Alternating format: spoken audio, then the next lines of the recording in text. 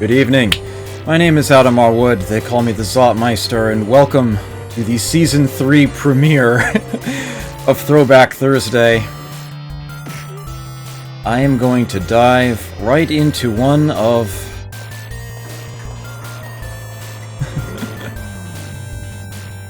the perhaps top cult classic game series out there, I guess we could call it. This is Double Dragon. This is how it started. This is the original arcade release.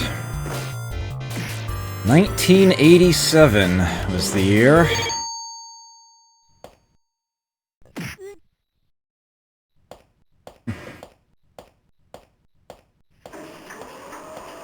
Marion Kelly gets kidnapped.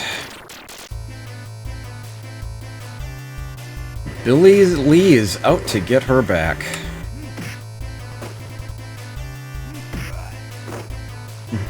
And things are stuttering already. Give me just a moment. Unbelievable. I can fix this. I can totally fix this.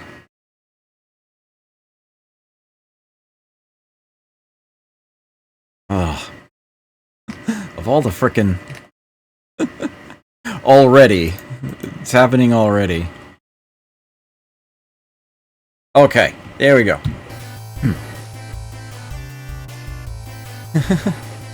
Yes.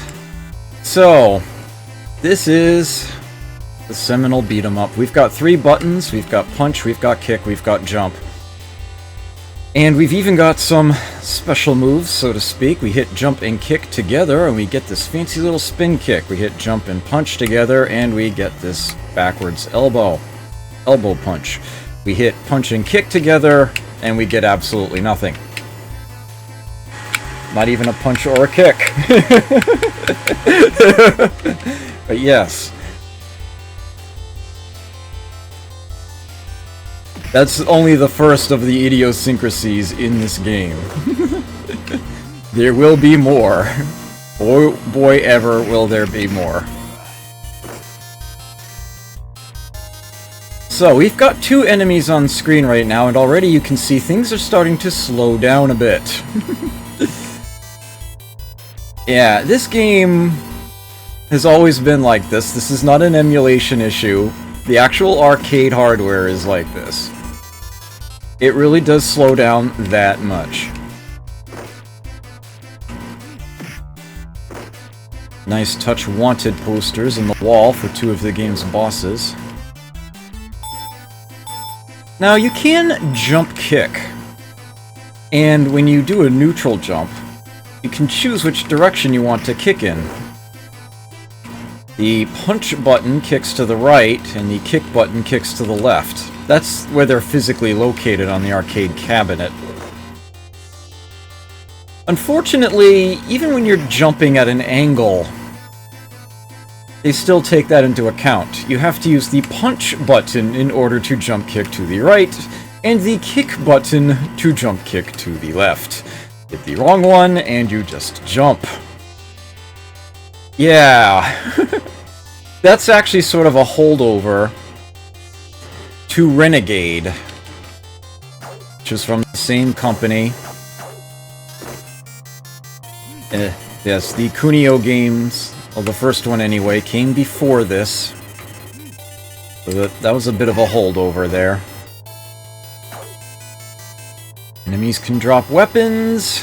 We can use them. A Bobo makes a fantastic entrance through the wall. There's another weapon, baseball bat. We can actually climb up here, not that there's any real advantage to doing so. Nice place to take a moment. Except to point out, you can barely see it, but see this poster right here? And you can't see it unless you actually go up the ladder. Yep. That's Kunio. Kunio-kun, it says there.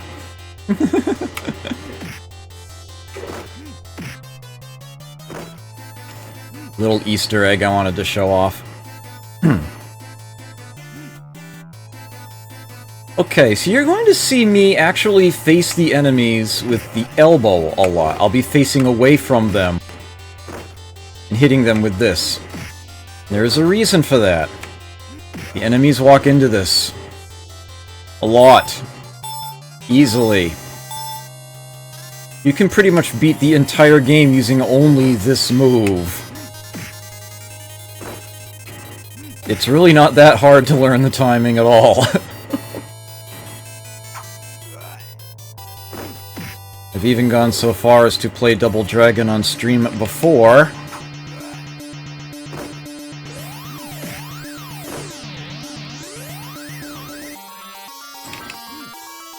And actually put Elbow Punch Simulator as the game title in my marquee.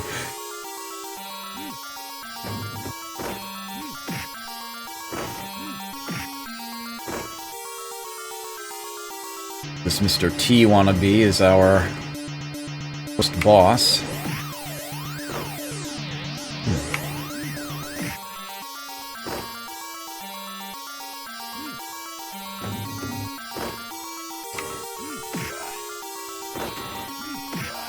There we go. Pick a pose. On to mission 2. We have a crate we can throw around here. And a dynamite stick that will blow up and probably kill the guy who threw the stick in the first place. Oh, that was actually the other guy. Oh, that... Yeah. Yes, you can mash the jump button to break free of a grapple like that.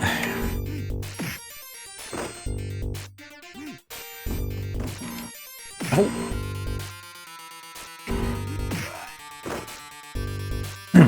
I only wanted a single dragon. Courtier, good to see you here.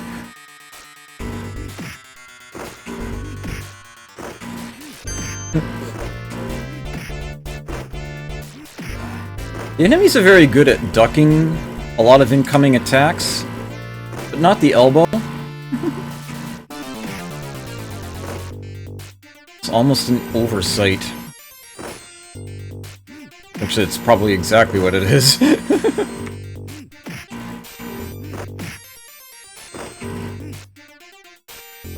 Oh, yes, he also has a headbutt, which you get by double tapping the joystick to the left or the right. And every time you see me... Well, apart from those last two, I was just showing it. It's accidental. I would be a lot better at this game if that were not a thing. If that were not a move in this game, I would be better off for it.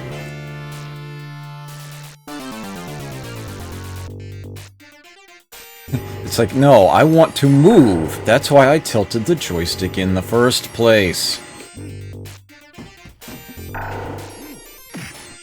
So you may wonder where that conveyor belt leads to. And the answer is death. It leads to death. You don't want to be on there. Oops. I didn't turn around fast enough.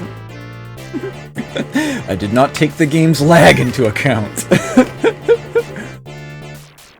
Slowdown is real. So this guy in red I'm beating up, his name is Williams. This guy in white, his name is Roper. These names are borrowed from Enter the Dragon. The lady with the whip, her name is Linda. Which is probably inspired by the name of Bruce Lee's widow. Here we have the Stage 2 boss, Jeff. Imposing name, I know. Supposedly a former student of Billy Lee here.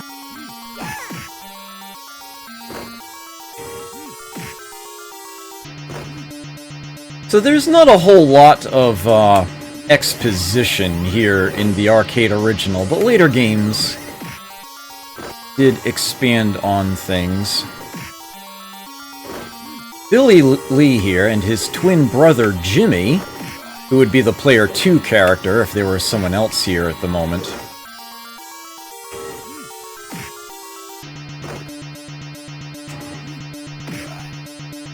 Are masters of a martial art known as Sosetsuken. They operate a dojo.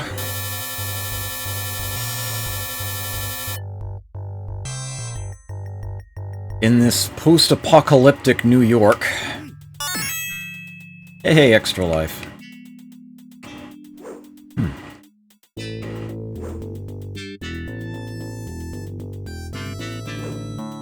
And the town is being taken over by the Black Warrior Gang, or Shadow Warrior Gang, depending on which game you're playing.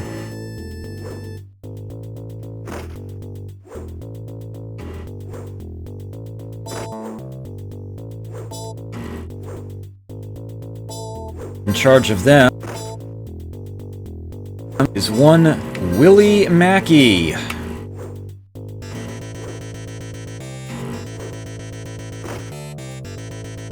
They call him Machine Gun Willie because despite this being a post-apocalyptic world, he some way, somehow has managed to get his hands on a firearm. That's probably why he's in charge of the place.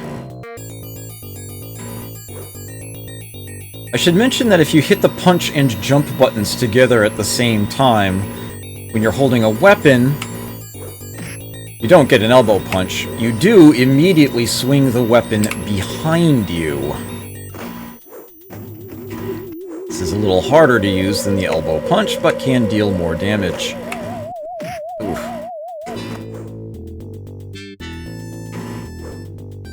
Really? Looked like you went straight through that one.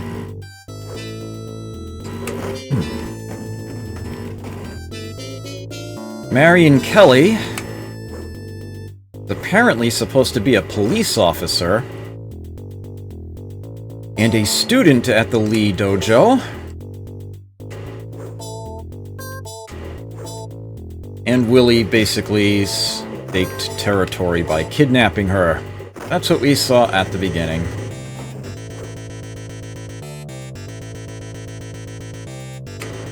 So Billy and Jimmy both kind of have a bit of a crush on her, as it is. So for both love and honor and justice, that's 3 things, I shouldn't have said both. Here they are, destroying the Shadow Warriors.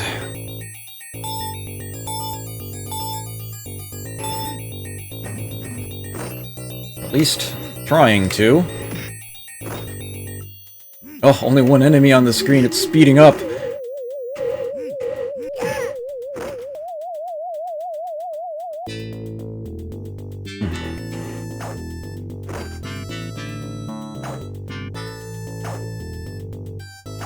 Come on, really? Frickin' headbutt.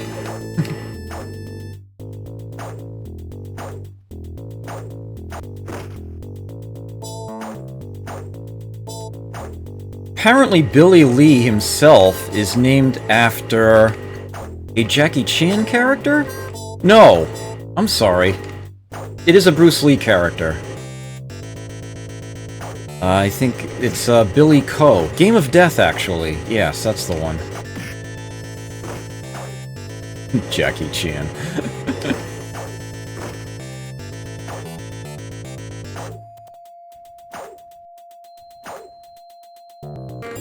And reportedly, Jimmy Lee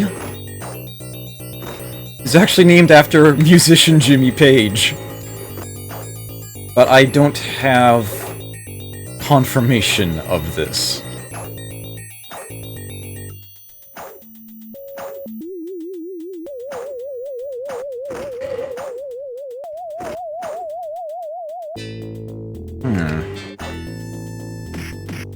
Ugh. Ah, well. Probably shouldn't have even bothered to pick it up in the first place.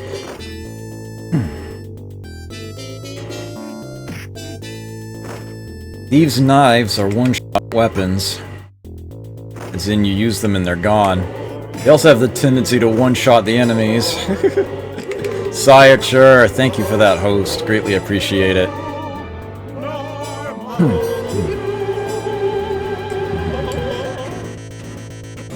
Do not go exploring in that pit at the bottom. A very easy way to lose a life instantly.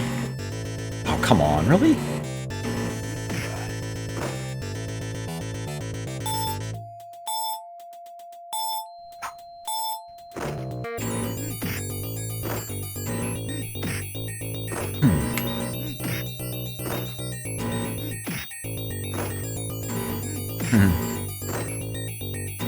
Yeah, weapons can speed things up if you can actually hit with them. Alright, so here we have the infamous jump. There we go. The key to the jump. Jump later than you would think you would need to. The leeway for where you can sit, where it's safe to stand, isn't exactly positioned where you would expect it to be. It's very deceptive how it looks. The Couch Potato! Good to see you here. Ugh. Yeah. The slowdown is real! There we go. Give me that. Ugh. Not the big one. What I wanted. There can only be one of these knives on the screen at once. As long as I keep using it, the guy who brought it here will spawn a new one when I knock him down.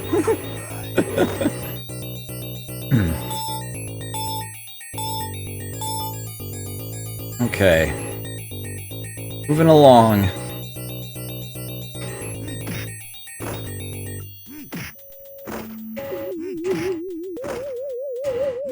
So, we're approaching the Shadow Warrior's hideout, which is cleverly built into a mountain cave, as it happens.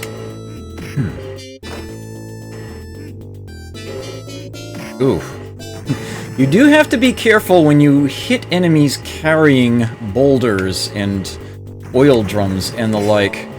Be sure to move up or down after you hit them, because the rock falling out of their hands can hit you. It can totally do that. There you go. Oh dear. But every bloody time... Oh, can't scroll over to it. We're getting near the end of this section of the game. Rock hit that guy on the way down.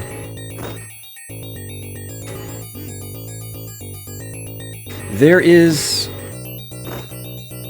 a neat trick that you can use. I unfortunately don't remember how to do it, but if you're standing at just the right spot at the end of this section, carrying a weapon, he will throw the weapon away, but he'll throw it forward into the next section, so you can grab it and use it. As a matter of fact, there was an Xbox 360 Live Arcade release of this, and it had an achievement for bringing a baseball bat into this section here. But I did not attempt to do this.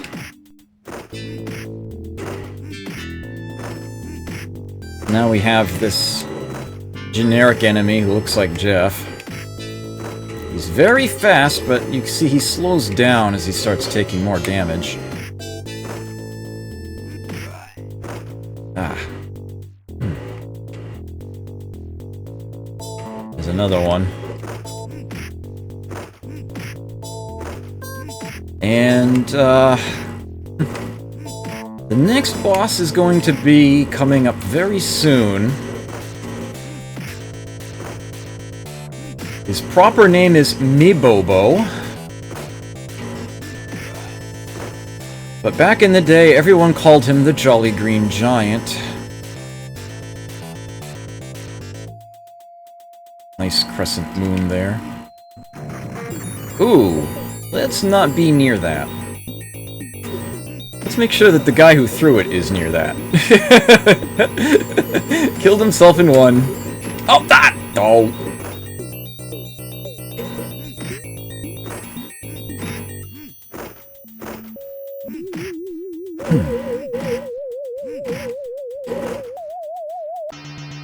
And there he is. The Jolly Green Giant himself. As everyone called him back in the day. You'd think they would have called him Hulk or something, but no. Jolly Green Giant. It's hard to tell with the other guy still roaming around, and the slowdown it causes, but the green guy is actually twice as fast as all of the other big guys we've had to face.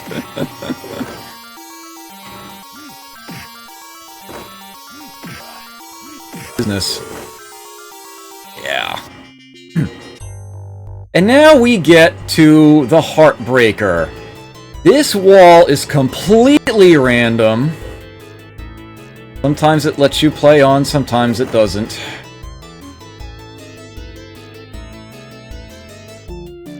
I lost only one life to that. That was pretty much par for the course.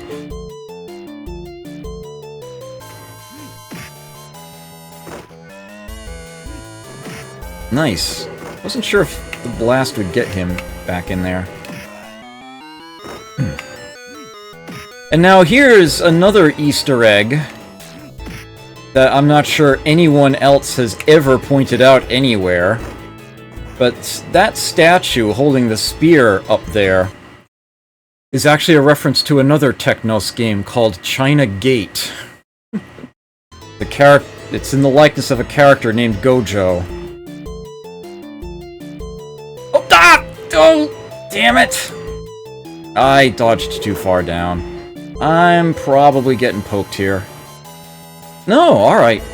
Hey, good. Good. So there is a chance. There is still a chance. Oh, ah! Oh, wait, we're still alive. Some way, somehow. Okay. This could still happen. Ah! No, no, we're good. We're good. Knife! Bad. Yeah, he's dead.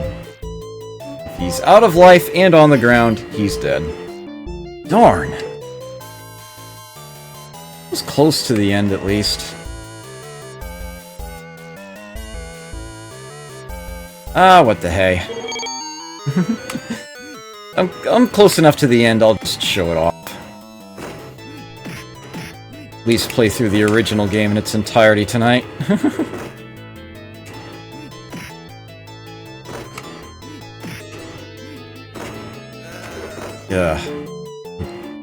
Yeah, the game doesn't get even remotely difficult until here. I did lose one life just being dumb trying to step downward there. That never works. I'm surprised that hit. Oh! Okay, we're good. Ah. Yeah, this is the only real tough melee in the game here. Oh, that didn't work. You're kidding me. Yeah. No. Alright, so one of the big guys is down now. Oh. Stepping down off the bottom is instant death here, so you do have to be very careful with your vertical movement.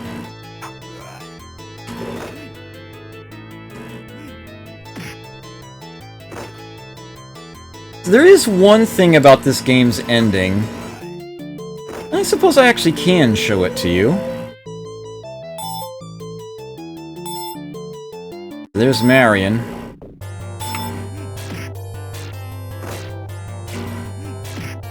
This is the game's final room, so to speak. Ugh. I pity a fool who thinks there's such a thing as too many Mr. T's! I couldn't resist.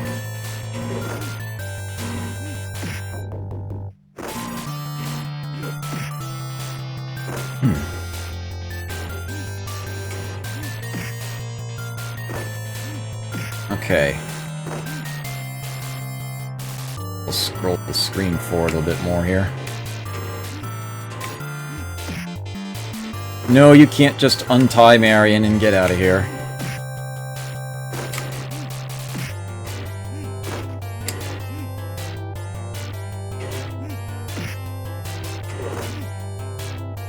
So the game isn't that difficult. You can play it with 2 people at the same time. That's sort of the point. The name comes from that. Double Dragon. Plays a pair of twins. 2 players can work together. But an interesting thing happens at the end of the game. I know, few people do, but no, it actually is that laggy. This modern day and age, we've gotten used to games running a lot more smoothly. It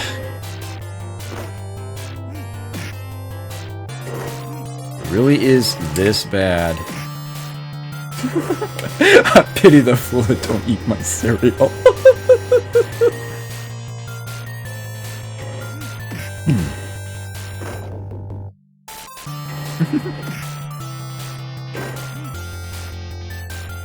My word. Oh, dull. Because the punch button always kicks to the right. Kicks to the right. There we go.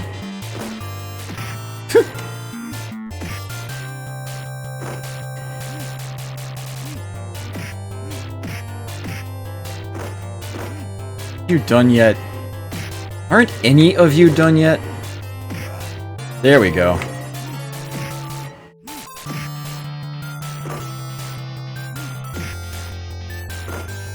Ugh. Here he is. Machine Gun Willie Mackey. And yes, he does not have just the gun. It does in fact have bullets. Just like the final boss of Renegade. He can kill you in a single shot.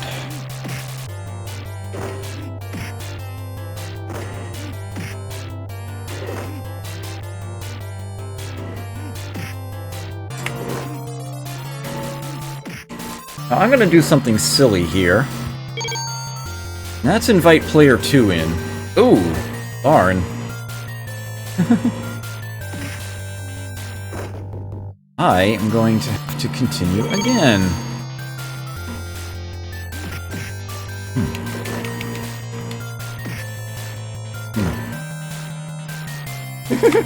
Oh, that! Okay.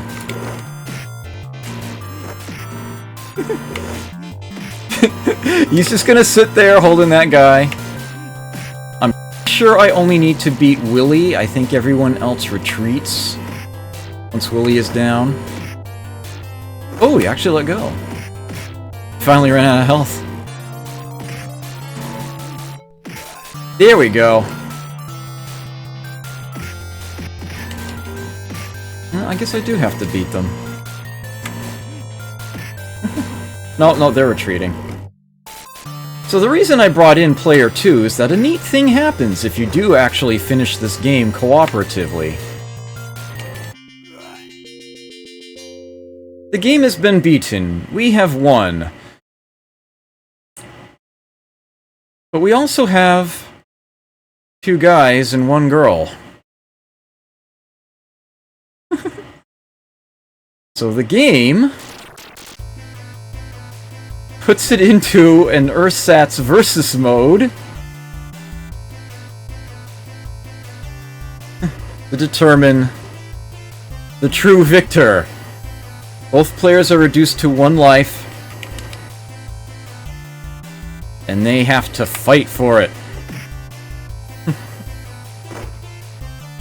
And I don't know why it's slowing down so much for this part. This might actually be an emulation issue.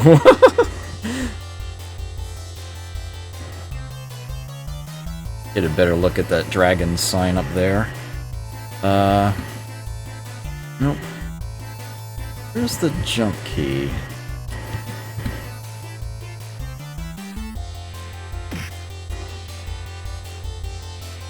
Let me take a quick peek here. It's either A, S, or Q. Oh. The last one I tried. Just wanted to see if we both jump at the same time. No, it doesn't scroll up any higher. Oh well, thought I'd try.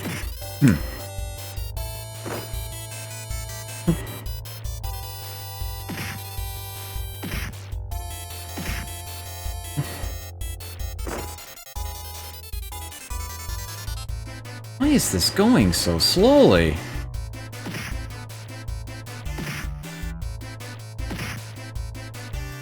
Something must have really glitched out at the end.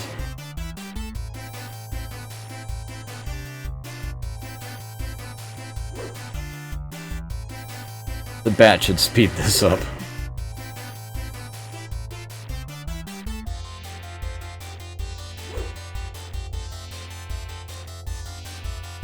This should speed this up. One advantage of using an emulator, you can de-throttle it. There we go. That'll do it.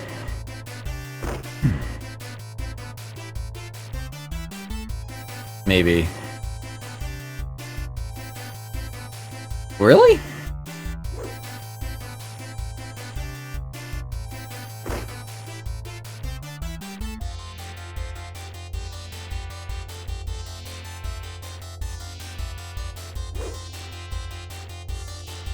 Come on.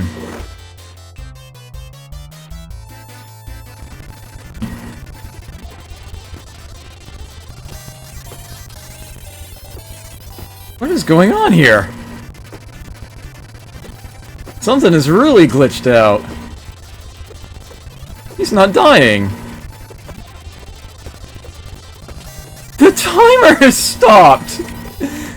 The game is totally glitched out right now. Alright, you know what might work?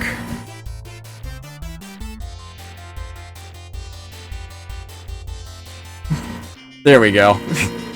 Should have thought of that sooner.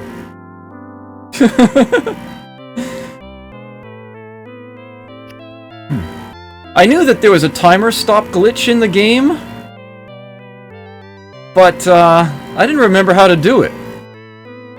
I guess I found it entirely serendipitously there.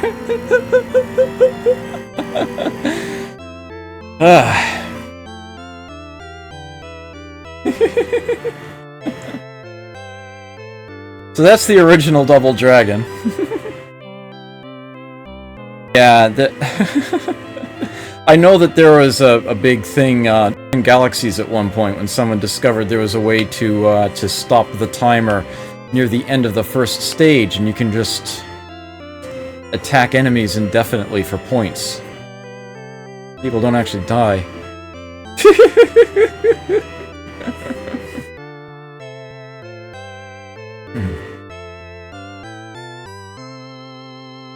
That is how it all began. That is Double Dragon for the arcade. Its original incarnation, 1987. Basically a, shall we say, a side story, a gaiden, if you will, to the Kunio series. Sort of a follow-up to Renegade that was designed for 2 players at the same time. Completely new set of characters and whatnot. It is what it is. It obviously has its quirks, its issues. But it is a game, And it had quite the legacy that it spawned. Give me just a moment to swap the CPU priorities of two applications I have running right now. That is my secret behind the scenes. And I will now... Uh-oh.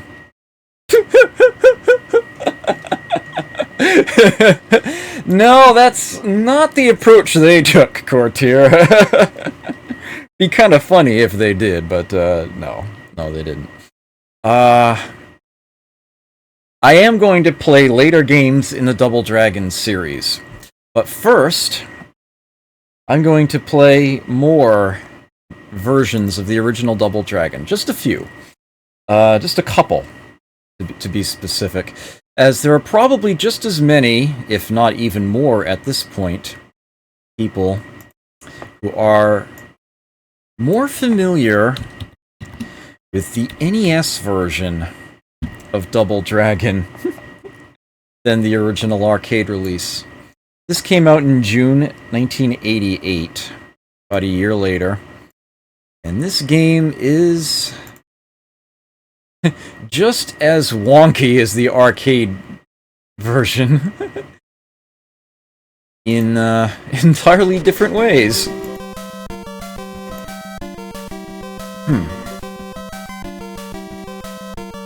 It was published by a company called Trade West. They got the license for it.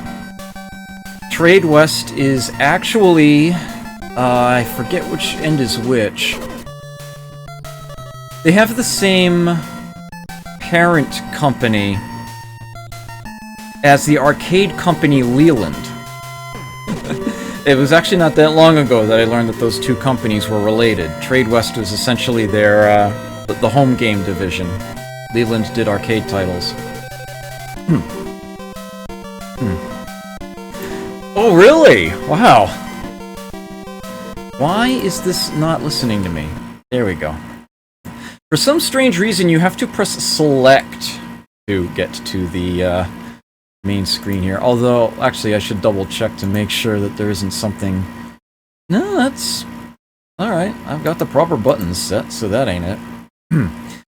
Okay. Yes, I actually saw a tweet from,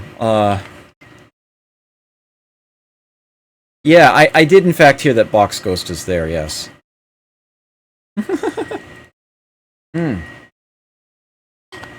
Second place, wow. Congratulations.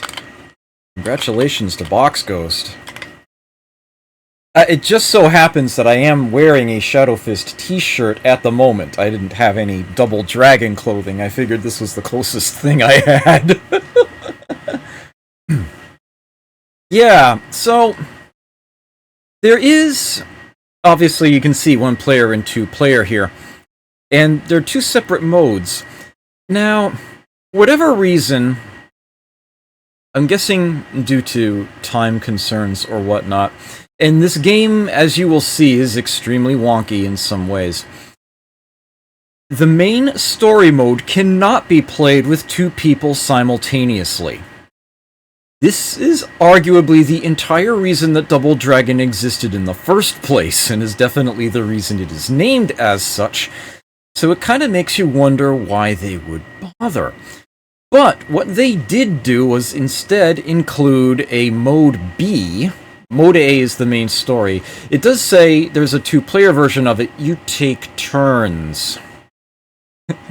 Like one of those old-school arcade games where there's a two-player button, but the players actually take turns playing. There is a Mode B, and two-player of that is simultaneous. It is a duel. It is like a one-on-one fighting game. I will actually load that up first. And you can see there's several different choices of character here, including some of the enemies. It is always a mirror match. It's always the two players as the same sprite. And you can see that the characters are nice, large, and detailed. And you've got your kicking and your punching and your jump kicking. And you even have running and dash attacks for this. Something that you cannot do in the arcade game. Something that you cannot do in the story mode in this version. I get the feeling that the entire game was supposed to be characters looking like this, of this design.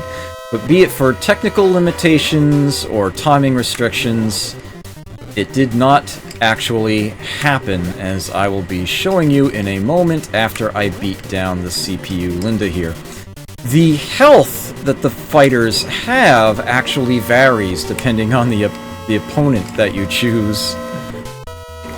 But only for the CPU player.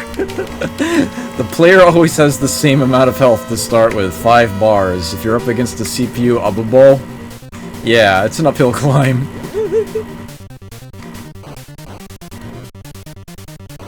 This was a lot of fun. I did spend far too much time doing this with my brother back in the day.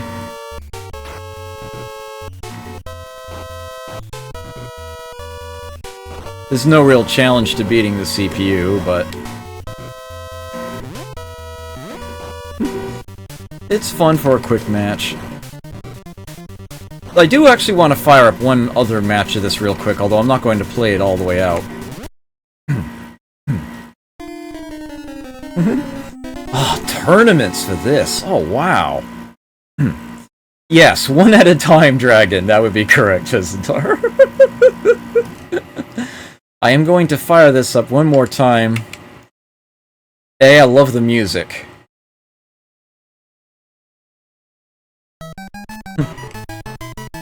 B, look at all that extra life the CPU has compared to you. You ever want to see what Abobo looks like when he's running? There you have it. Almost no range on that knee. His head sticks out further than his knee does. The other thing I wanted to point out is how fast he kicks!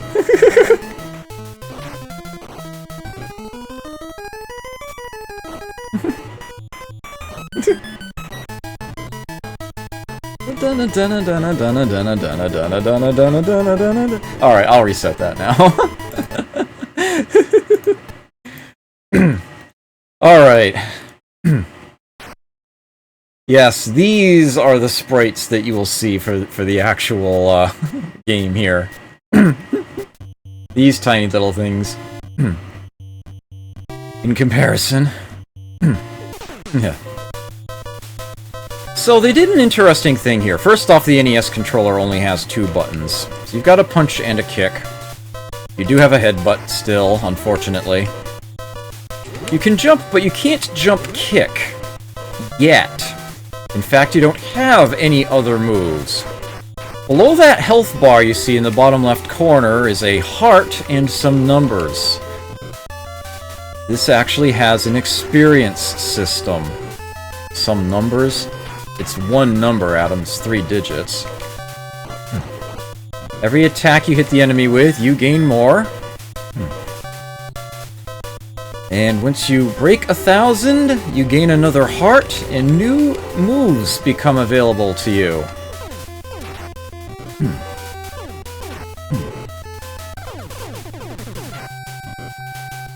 Yes, and I'm going to be showing off at least 2 of them during the course of this. Some very entertaining glitches, and very easy to do. Good old-school Nintendo power strats. In fact, I can see if I can do one, right here and now. It won't be terribly useful here, but I could show it off anyway. Oh, no, I wasn't properly positioned. Yeah, weapons do not carry forward from one section to the other. Unless you grab them at just the right moment, in which case you end up with a glitched weapon. Which in most circumstances gets taken out of your hands right away, but not all of them. So, here's where I can show off the game's first and easiest glitch. Whee! Flung.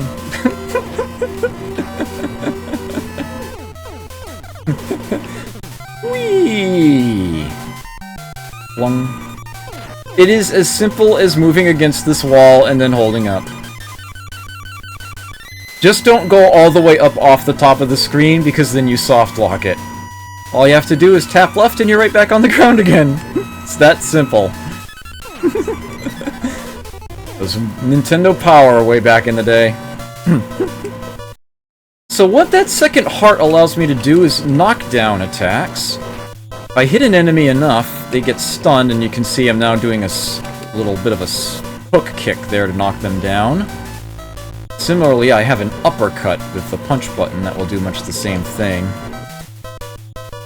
I can totally get this guy over to the conveyor belt, and goodbye! That's your speedrun strat there.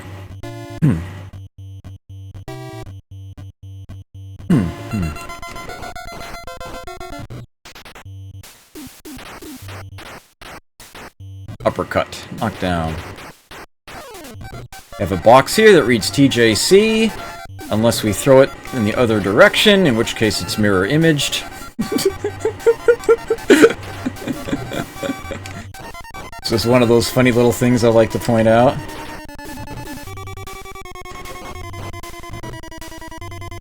No, not quite. A little too soon. Hey, Dynamite! Nope. He's a little smarter than his arcade equivalent. Now that I have 3 hearts, I can perform a jump kick. Kicks automatically when he jumps. Big construction pit in the level here. We'll have to go up and over, and we can't dodge up and down here. This guy's got a bat, so we jump kick him. Got that just in time. Okay, yes, I'm about to show that off right here, right now. Here is one of the true classic Nintendo Power magazine strats. Let me step forward just enough so we can see the guy. I'll let him get a tiny bit closer. There we go. I am now going to walk back over here. And then head back this way. The enemy will have left the screen. But I can attack where he was sitting. And gain points and experience for it all day, well, until the time runs out. There it is! I wasn't going to do NES Double Dragon and not show this off. It's just too awesome. So I now have 4 hearts, and this allows me to pull off the hair pull maneuver. I'm actually going to go up to 5 while I'm here.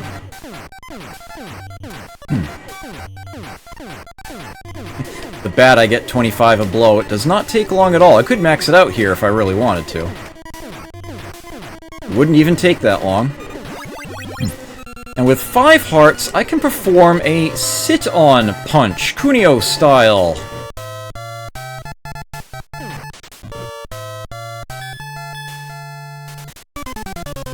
Knock them down. Punch them in the face. And here's the hair pull. I can keep kneeing them in the face when I grab them like that, or otherwise just throw them over my shoulder. We have a little bit of a tower to climb here. And at the top of this section, we have a new character, a boss, that does not appear in the original game. Passing in the night. I can totally just leave her behind.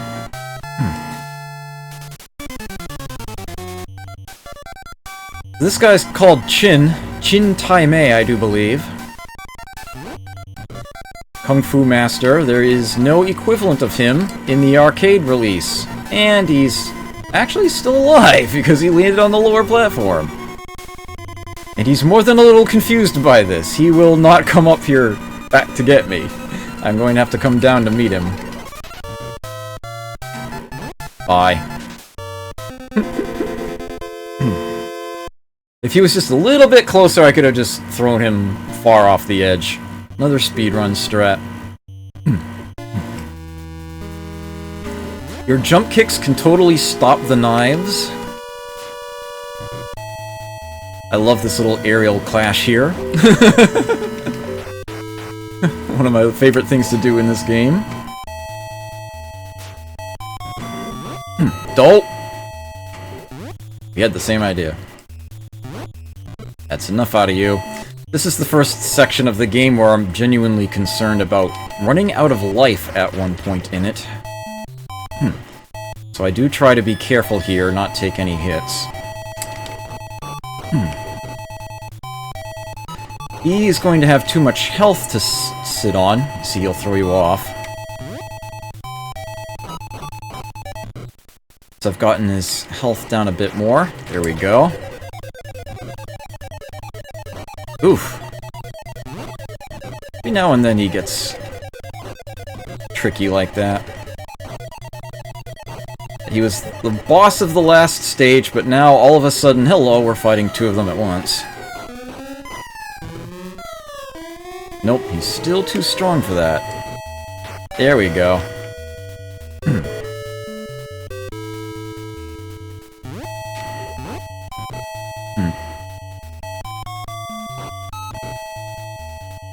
Oh yeah!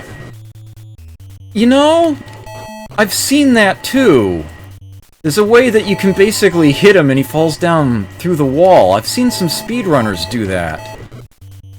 Well, one speedrunner do it. I don't remember the actual mechanics for it, though.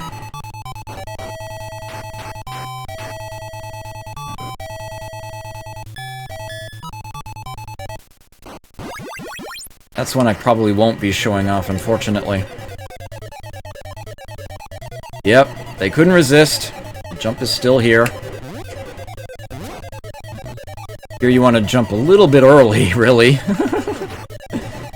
The inverse of the arcade, I do recall. I recall correctly.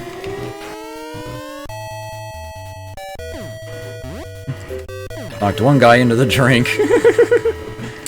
I have 6 hearts now. That gives me access to dun-da-da-da, the elbow punch! But as you can see, the enemies in this game are a little smarter about it, and they can actually occasionally duck it. However, it is one of the most powerful moves that you have, and if you're patient, see, I dropped that guy in 2 hits, you can still very much get a lot of mileage out of it.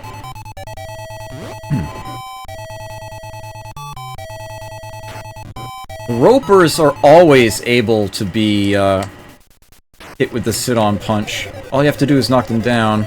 Oops.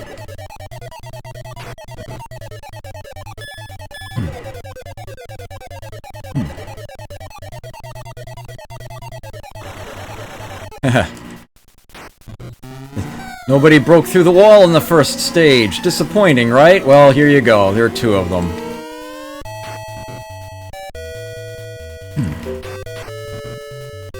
So here's the challenge, is beating these guys before I run out of life. This game has no continues. You have 3 lives to beat the game. Either it happens or it doesn't.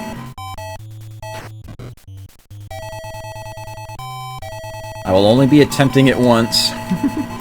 The wall might just plain say no, but I will try. Okay, so let me pause this for a moment.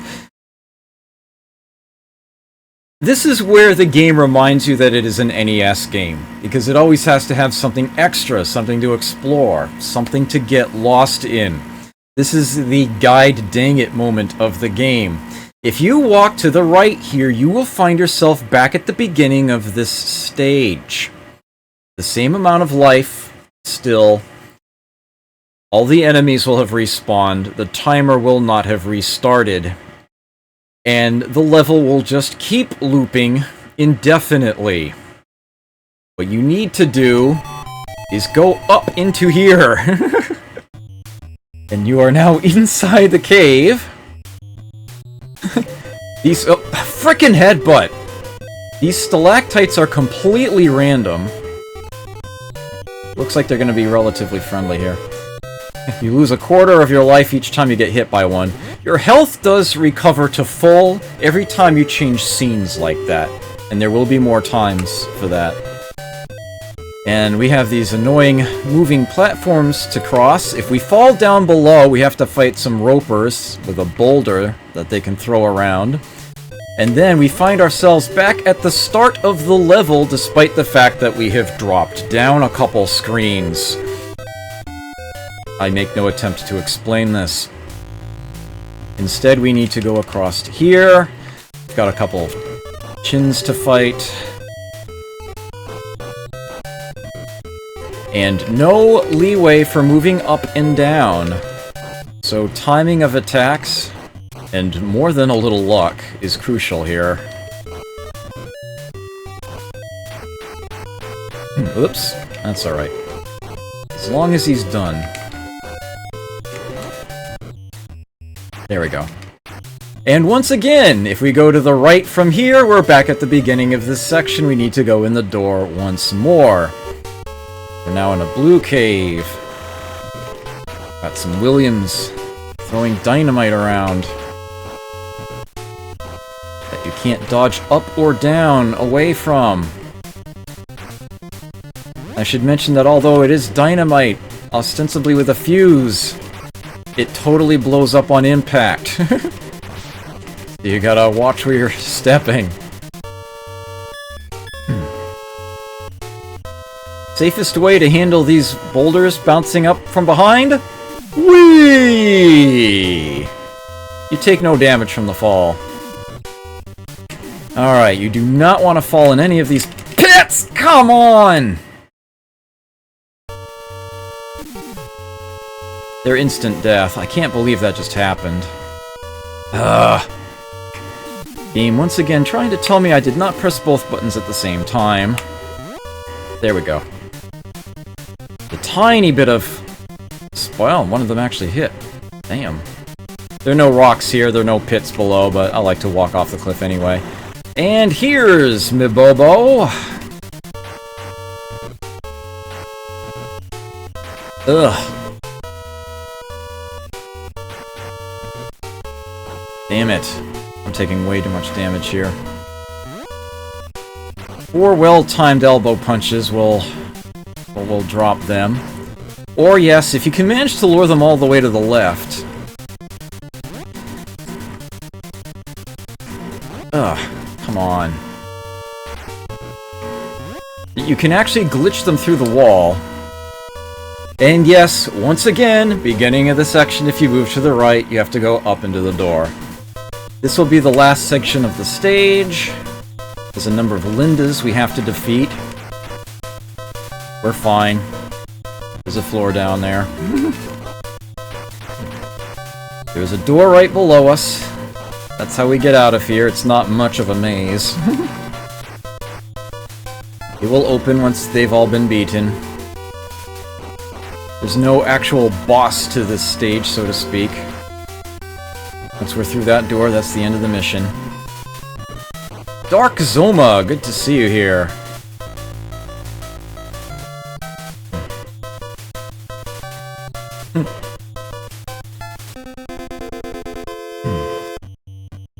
And here it is, once again. They could have left it out, but no. The Gojos with the spears aren't around, but the frickin' wall is here. It's a little less random, however. It's not guaranteed, but... yeah. Your best bet, as I've come to learn, you wait for that... Alright. Hold on. If I take another step forward, something really nasty is going to happen, so I want to make sure I get this out first. The advice that I have been given, the wall here in the NES version is actually a little less random. If you wait until the wall that's at head level, you know, the third tier up, right in front of his face, to come out and go back in, and then try to move straight across, it's still not guaranteed, but that seems to be your best bet. It seems to like to wait after that one, or just send one that's on the top row, which is over Billy's head, and safe to walk under. And it seems to work. It's still not guaranteed, but it's probably your best bet. Now I have to watch out for this knife guy who's going to be coming out on the right. There we go. Ugh. And I am now at 7 hearts, the maximum. The number will stop going up. And as you've already seen, I now have a spin kick instead of the hook kick for the knockdown. And it is, a lot easier for the enemies to duck, unfortunately. So it actually makes the game a little harder. Sort of a penalty for over-leveling. With that said, if it does hit an enemy, it does a lot of damage. A lot. And they are totally demolishing me here. I'm probably going to end up losing another life before I make it to the final section. If I even do make it that far. We will see. Oh, come on, really? There we go. Next guy out will have a knife! Yes! If I was just a tiny bit further to the right, we would have both gone over. Okay. Screen scrolls ahead. There's an Abobo, what we can completely ignore! Keep on climbing up, fight these ropers. Hopefully without any errors, because I have, like, no leeway for errors at this point. Ugh! Yeah, if I can... Oh! Oh, wait, we're still okay. No! Damn it! Alright, I got 1 life left. This can still be done. Oh dear. That's alright. I'm actually not at much risk here at all at this point.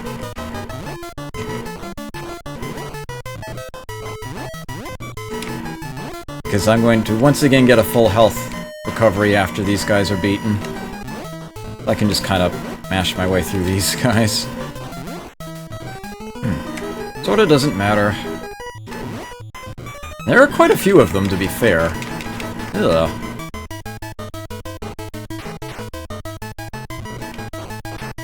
Oh, come on, really? There we go. You cannot travel off the screen here. The only way through is up through the door.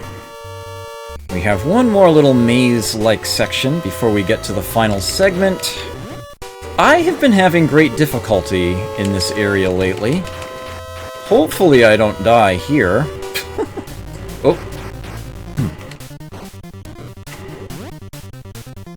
But, I can't make any promises.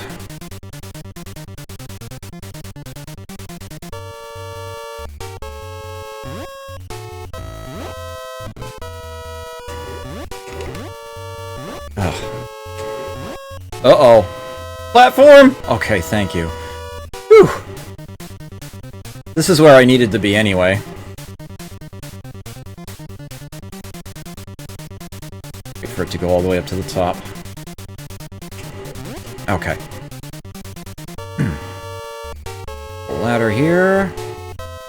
Enemy spawns at point blank.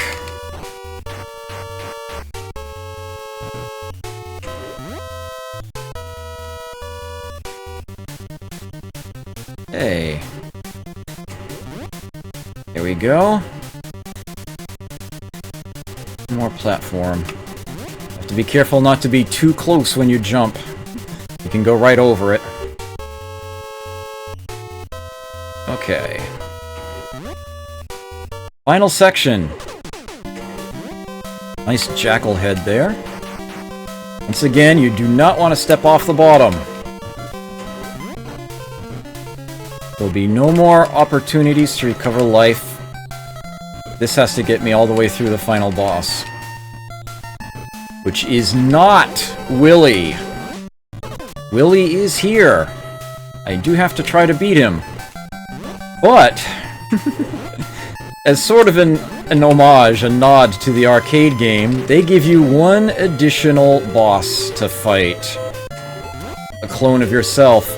The instruction manual actually goes so far as to change the plot of the game a little bit, and say that the leader of the Shadow Warriors is Billy's twin brother, Jimmy. So you actually have to do the brother fight after all, and you have to do so in order to beat the game. This release. Supposedly he engineers the kidnapping of Marion. The way it was described here.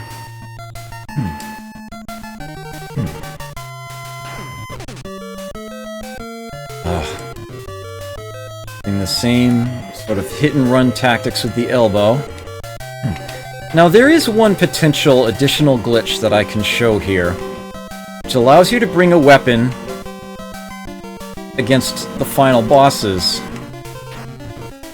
But it requires me to do something very difficult to time multiple times in a row. I suppose I could use the magic of emulation to make it happen,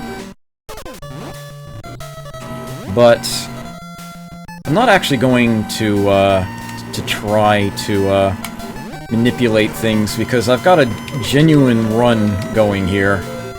I haven't 1cc'd this on stream yet, and I've certainly tried multiple times, so I'm just going to keep playing this as it is. Oops, I did not want to do that. I'm intentionally not picking up the knife.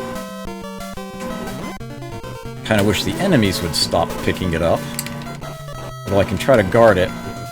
The key is to try to pick it up the moment the last enemy, whichever of the two is the last second one you beat, blinks and fades away from the screen. The moment they would be gone, you want to grab the knife off the floor. Normally the knife would be gone. Whoops. Oh, I did not want to do that. Go ahead and hit me. Just the once. Okay. I'm gonna try to show this off. Yes! I got it! I'm now armed with what looks like a crowbar. I have an illicit weapon for the next section. I can let Linda knock it out of my hands. Try to do the exact same thing again. I succeeded! Yes! And now I have a weapon to use against the Ropers.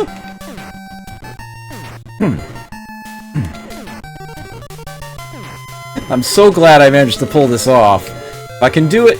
Oh, I need it knocked out of my hands again. Okay. Oh, come on. Yes! I now have a weapon against Machine Gun Willie. Take it! I am so glad I pulled this off. Oh.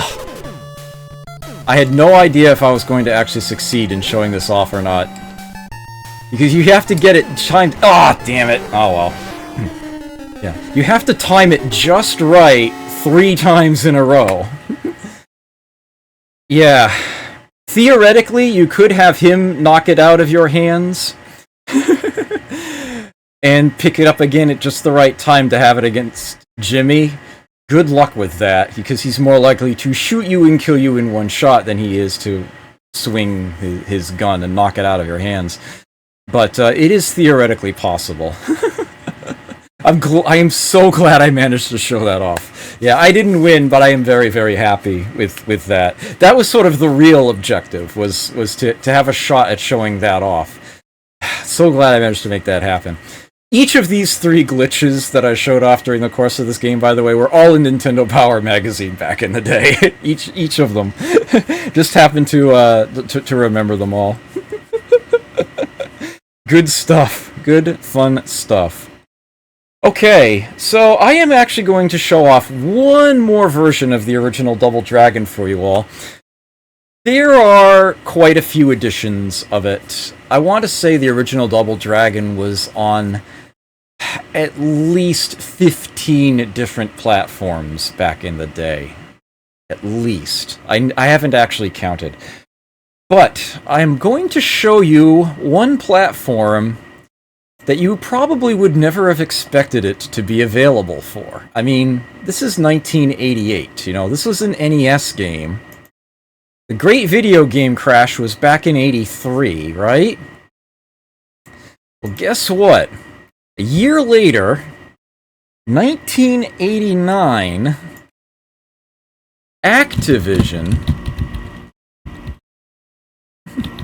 actually produced, of all things, an Atari 2600 version of Double Dragon. I kid you not. In fact, I will show it to you right now. Now, I apologize in advance for the relatively poor quality of the emulation here. BizHawk is not the best with Atari 2600 games. But it is totally a thing. There's the Atari 2600, doing a fairly decent rendition, actually, of the Double Dragon theme for the audio. Yeah, this actually ended up coming up on a Friday night, during a request night. It was Perry Rogers, RetroPer, here on Twitch, stopped by my channel when I was playing Double Dragon, and he mentioned that this was actually one of the earliest video games that he ever worked on for Activision. Getting the, I forget his exact role, but I was like, there was an Atari 2600 version of this? I was only sort of vaguely aware that that thing existed. Well, I checked my collection, and well, what do you know? Here it is. Yeah, the copyright shows both Activision and Technos Japan on the list. This is actually the PAL version. You can see that the graphics are a little messed up. You can see the bar down here is not even like it should be. So I'm actually going to play this, at least a little anyway.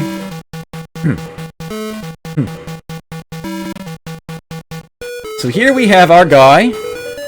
The Atari 2600 controller, of course, only has a single button. But we do actually have a variety of moves. We can punch, hold... It depends on the direction you're holding in. Up and attack, you get the jump kick. Down, you get a basic kick. Diagonally up, and the button gives you the elbow punch! Yes, it is here. And yes, it is still your best move.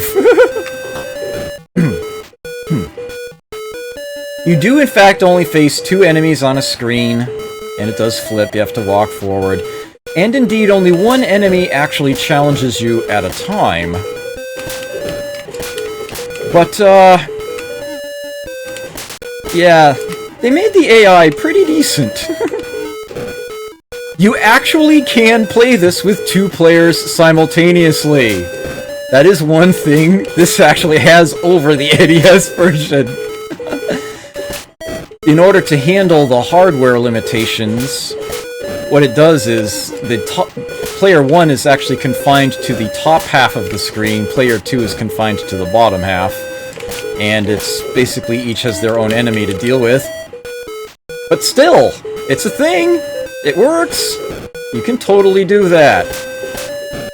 Ooh.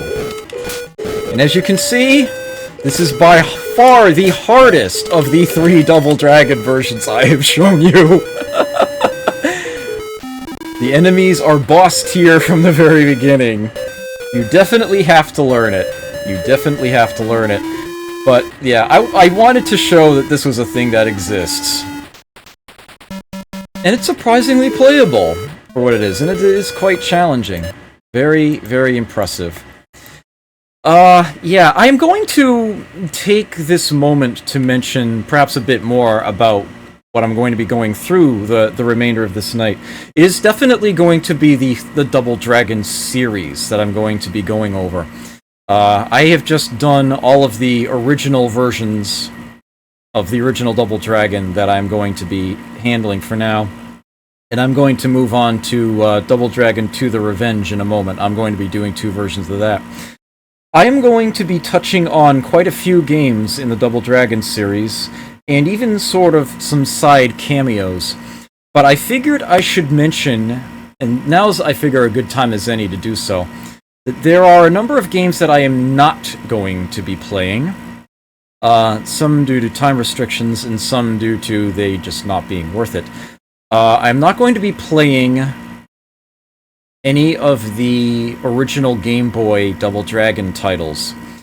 I As I have mentioned earlier, Double Dragon 2 on the Game Boy is not a Double Dragon game. It is a reskinned Kunio game. If you would like more information on that, I direct you to my highlight on my channel page below the video there of episode 8 of Throwback Thursday. It was that long ago. Yes, that was one of the worst offenders in that department. Come on, controller, work with me here. There we go. But yes, that was that was a thing. And I'm about to play Double Dragon 2. The most recent Double Dragon game came out in 2013 on Xbox Live Arcade on the 360. It's called Double Dragon 2 Wander of the Dragons. It is a 3D reimagining of the arcade Double Dragon 2. And it is quite possibly the literally worst bottom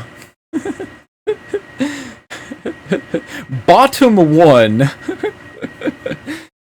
critically rated game on the service. It is total arse. It is completely unplayable.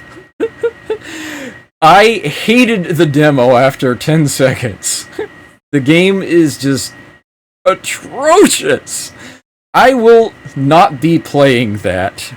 I do not have a capture card, and that is a good thing at the moment. Otherwise, I probably would be firing up. Actually, it's been removed from the service. I would have to dig into my my profiles past in order to re-download the demo. I can't do that off of the marketplace and show you how bad that is. Trust me, you don't want to see it. It really is that bad. It's horrible. So I will not be showing that. But I will be touching on pretty much every arcade and main console release of a Double Dragon game. In between. Moving right along then. Starting with, and I'm going to go back to, I'm going to do the arcade version first. Again, as I usually do when I do these themes. Give me just a moment. Emu Hawk priority low, Shmup Mame priority high. Okay. Double Dragon 2, The Revenge. Let me get that typed in. Oops. And centered. Preferably. There we go. You're going back to the arcade, going back to Technos. Oops. The Kunio people. This is 1988. Late 1988.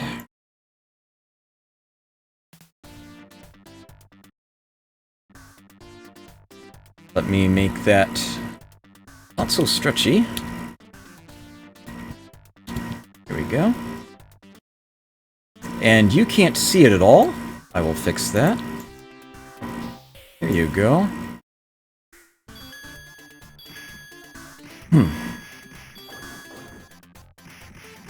The name of that terrible game? Wander of the Dragons. Double Dragon 2, Wander of the Dragons.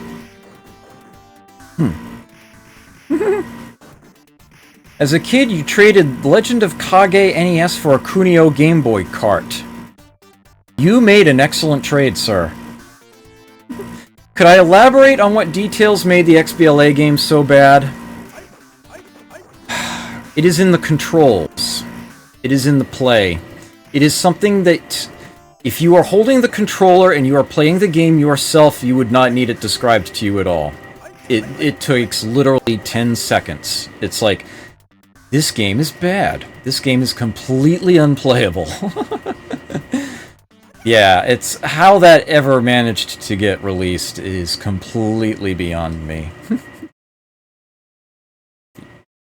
I could give out a little bit more details about the funny things that's happened with the Double Dragon license, but I'll let that happen later on. I will get to that. For now, Technos is still very much in full swing. This is very soft for whatever reason, this particular game, so let me add some volume here for you. There we go, that's a bit better. Whoops. Oh. Just clicked there. Okay, this game actually goes back to the Renegade style of controls. You have a left attack and a right attack. You punch ahead of you and kick behind. However, you still have most of the moves that you did from the original. You can still elbow punch, although it animates differently, and the enemies have actually learned to duck it, so it's harder to use. It doesn't hit as consistently. And there is also a new Cyclone kick, which the demo actually demonstrated. If you time your attack button just right at the peak of your jump, you do a spinning kick in place. Does a lot of damage, sends enemies flying quite a bit. So, why is it subtitled The Revenge?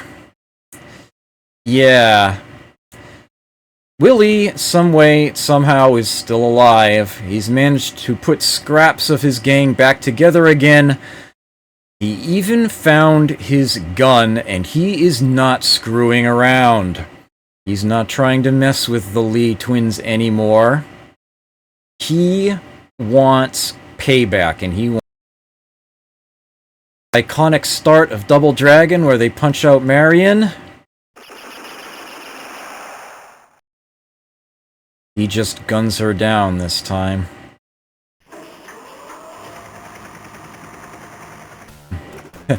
The car has been upgraded to a helicopter. Ugh.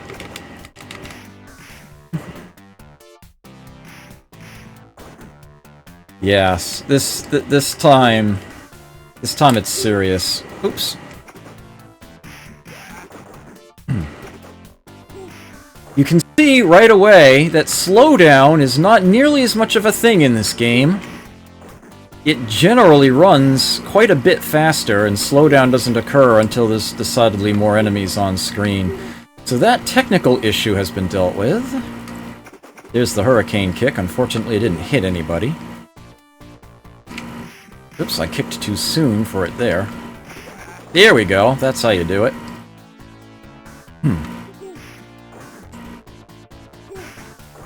You can still do the elbow punch, although it's less necessary. I mean, you can actually do a back kick straight up, which has a very good success rate, too. But in general, the enemies are smarter. It's harder to get away with that. The hand that shows up that guides you on is a woman's hand, complete with a ring.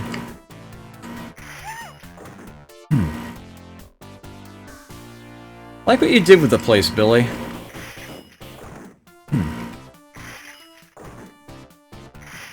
Ow.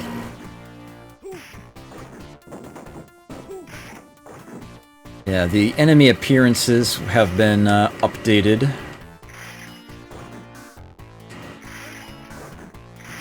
Ow, come on. In general, the game is quite a bit harder, as it kind of needed to be. But it's also less bullshit.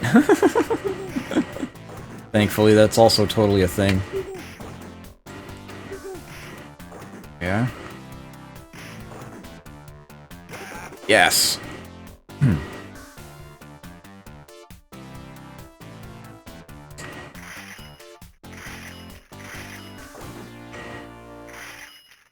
So what was originally just some random place on the street now looks like an airport. You can actually recognize it as the same spot. This is actually the same place that the original game took place, the first mission. You can see that things have just been repurposed. You'll see even more similarities as the game goes on. But some time has passed. As quite a few things have been altered. The general layout is the same.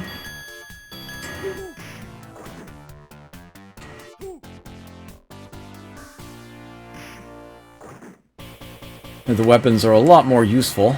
I don't know why he didn't pick it up just then. There we go.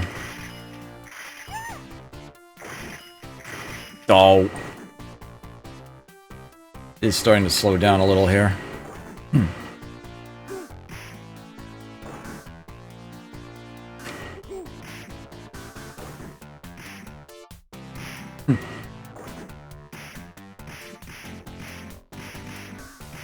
There we go. That certainly helps.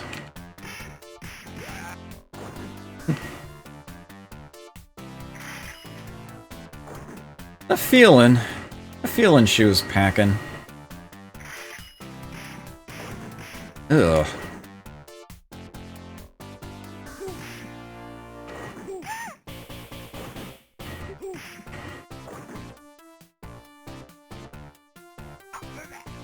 There we go.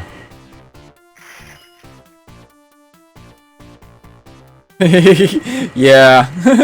It's the way his legs move. Yeah, it looks naturally when he's moving diagonally. Oh! Ow!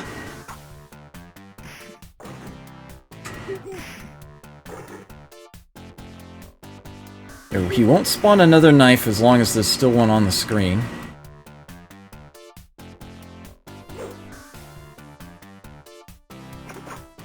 Yeah. Dude throws a shovel.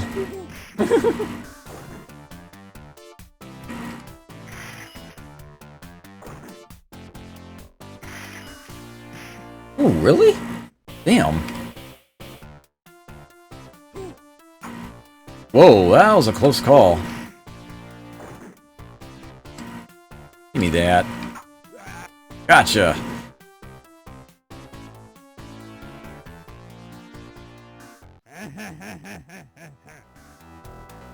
Here's Burnoff.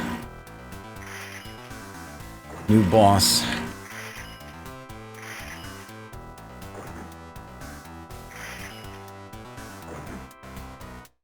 You see, the weapons actually are worth it in this game. Oops, that was way too early for me to attack. What? Seriously? You've got to be kidding me! Holy crap! Ugh.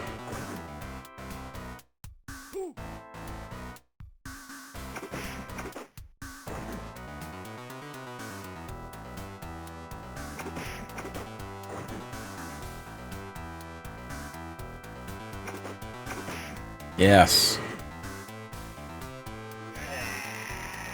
This guy mysteriously melts.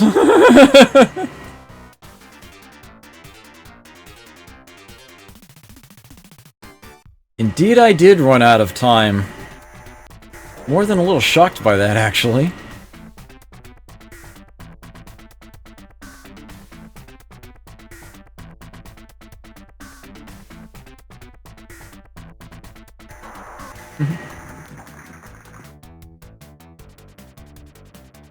Here's the construction site from the first game. Oof, a grenade.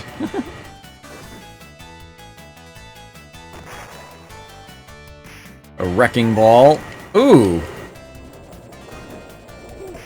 Fun. Once again, climb up there.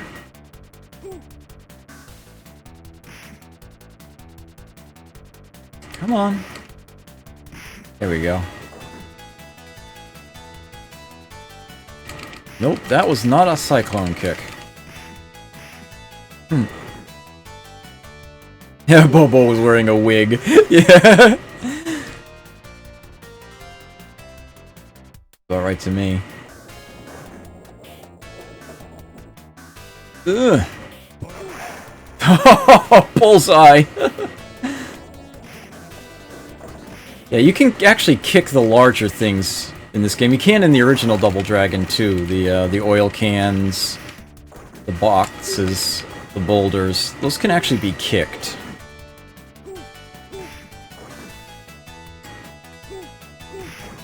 Whoa! That was funky.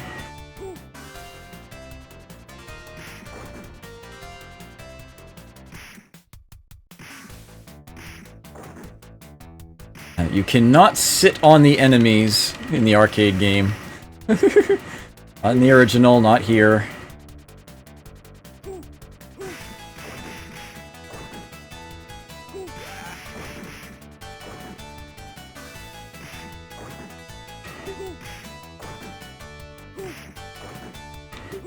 There we go.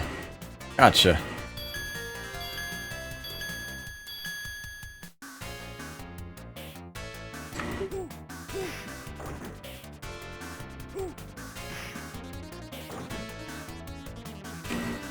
Oh, come on. There we go. Bunk.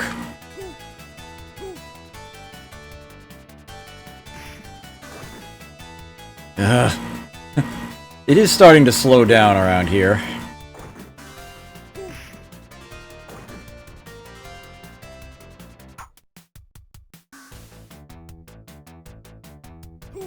Oh, really?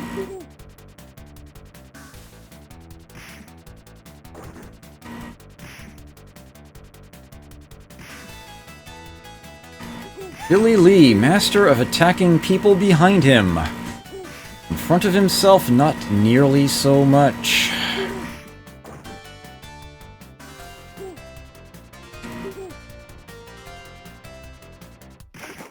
There we go. Still goes only to death. Where we fought Jeff last time.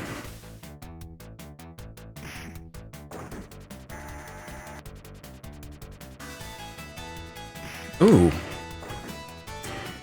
Things might be ending sooner rather than later here.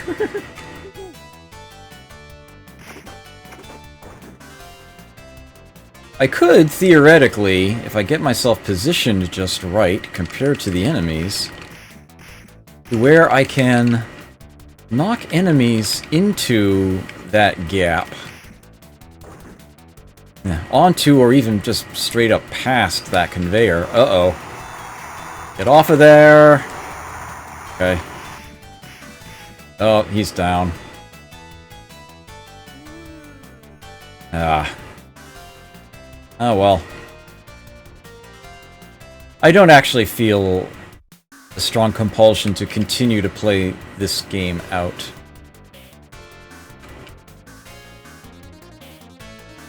It does have a very nice ending image, if you make it all the way through, of a photo of Billy, Jimmy, and Marion. And Marion sheds a tear through the photo. The neat little animation there. The demo actually shows you some of the later stages. Bit of a field to travel through. The final dojo at the end of the temple. This place has definitely been spruced up a bit.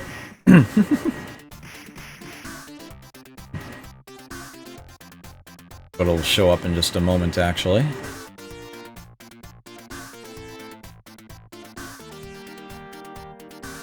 And here's another new enemy style there. Wielding twin sticks. This is when things really start getting nasty. I'm very much out of practice when it comes to this game. But, for expository purposes, that suffices for now. Let me close that up. Once again, do a little dance priorities as I bring Emu Hawk back to the forefront and load up the NES version of this. Let's see, yes. This came out in January of 1990.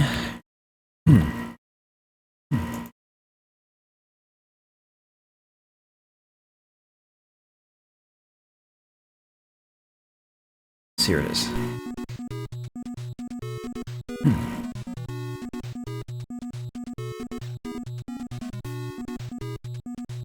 Arcade Double Dragon 2 is a lot more robust. Much deeper game, plays a lot better than the original. It's definitely an improvement. But compare the NES versions to each other. Double Dragon 2 on the NES compared to the original on the same console, it is an astounding leap. It goes from being one of the admittedly amusing, glitchiest games on the NES to being what many consider to be literally the best NES game ever made. This tends to be at the top of a lot of people's lists of best NES games. And it's very hard to argue against that. This is a very, very good game. So diving in here, we have 1 play, 2P play A and 2P play B. This game, the main story mode is actually the only play mode, and it is in fact playable with 2 people simultaneously. Or you can play it alone. Now, the difference between A and B is friendly fire. In play mode A, the brothers cannot injure each other. They pass through each other. They don't have to worry about their attacks nailing one another. 2P play B, yeah, the players actually can damage one another. This makes the game decidedly easier. I bet you would think it wouldn't be. But there is a very good reason for that, and I will demonstrate that for you. I am actually going to be playing it in 2P play B. And the reason why will be demonstrated very quickly. I should mention something about the 3 difficulty levels that you see here. Practice, Warrior, and Supreme Master. This takes the old school approach of not showing you the whole game on the earlier difficulties. They are literally just for practice. Yes, this is indeed a game that's going to be on the NES Mini. And it is a damn fine choice of game to be on there. Practice mode only plays the first 3 stages, after which you get a little congratulatory message that comes up that is a lot longer than they give you time to read. And then you're back to here. Basically tells you have to play a higher difficulty level. Warrior difficulty lets you play the first 8 stages of the game out of 9. It lets you play everything except the final boss fight. You want to see the final, and once again it gives you a congratulatory message that again you don't really have enough time to read. It tells you if you want to see the ending, you just have to brave Supreme Master. Supreme Master, the game is at its toughest. And only by making it through there do you get to see the final boss. Once again, no continues. You just have to make it through. However, there is one neat little trick that you can do to make things a lot easier for yourself, whether you're playing alone or with a partner. It requires playing 2P play B. But first, a bit of plot. These messages will not go away until I hit a button. In 19XDX, violence ruled the city. Violence ruled the streets. Take 2. And, oh, I stand totally corrected. It does have a time limit. Let me reset. I will pause and step through them then. Okay. In 19XDX, violence ruled the streets of New York City after the nuclear war. Even with the crime syndicates growing bigger every year, 2 young men were brave enough to challenge them. While their names were Billy and Jimmy Lee, people called them the Double Dragons. And yet, the dragons had one terrible enemy. To fight against him was the destiny and fate of the Double Dragons. One day, Shadow Warriors attacked the city, and Billy's girlfriend, Marion, was killed.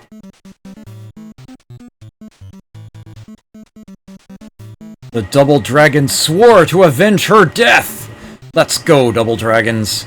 Mission 1, Into the Turf. So I'm only controlling the blue one at the moment. I've got player 2 set to the keyboard. I'm just going to beat down these guys to start with. Once again, your 2 buttons are attack left and attack right, both together to jump. And you can jump kick. And you still have the Cyclone Kick out of the arcade. But you have 2 even more powerful abilities than that. You execute them rising. When you find yourself down on one knee after a jump, or getting up from having been knocked down, with the press of a button, you can perform a very powerful uppercut, which sends enemies flying into the air. Whoops. Like this. It does quite a bit of damage. But even more powerful than that, although a lot harder to use, the timing is extremely tight and irritating. I have a crap ton of difficulty doing it. Is a knee. If you press both buttons on rise, it will come out eventually. I swear it will. I swear it's a thing in the game. There it is. Number 1 ability needed to speedrun this game is to be able to do that on demand. Yeah, I can't. So forget that. So... yeah, hand me the second controller, I got this. Oops.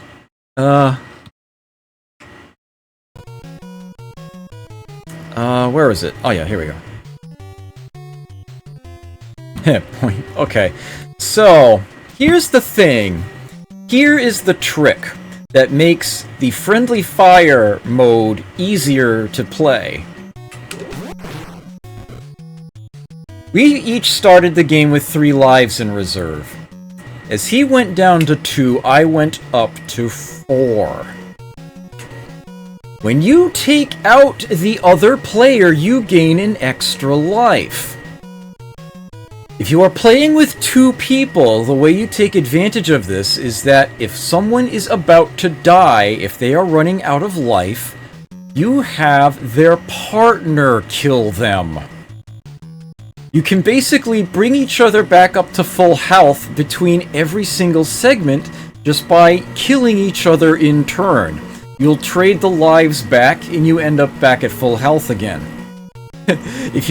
As long as you don't have any instant death issues or let the enemies beat somebody down before the partner can get there to finish them, you won't lose any lives. You can get through the game a lot more easily that way. Certainly a lot more easily than if you turn the friendly fire off and then you actually have to use the lives you're given. When you're playing alone, as I am, well, just start up 2P play mode. Beat the crap out of your partner a few times. And you've started the game with double the normal amount of lives. And given how awesome this game is, and the fact that there are no continues, I am very much wanting to do this. I want to try to go through the whole game here. And I'm going to give myself every advantage I can get to do so. Once upon a time, I was able to finish the game without continuing, without resorting to this. But I am doing it anyway. Because A, I wanted to show it off, and B, I wanted every advantage I could get. No guarantees I will make it all the way, but I will certainly try. I'm going to have to do this one more time. It is actually now time for me to take my break. So if anyone needs to go grab something to eat, use the plumbing, order a pizza, I don't know, go ahead and do so. I am just going to... Oops, hold on. I may have gotten a little bit ahead of myself here. I need to make sure I'm the one who takes my partner out. There we go. Okay, good. As soon as I beat these guys down, I will be doing some of those things myself. I'll simply pause the game here.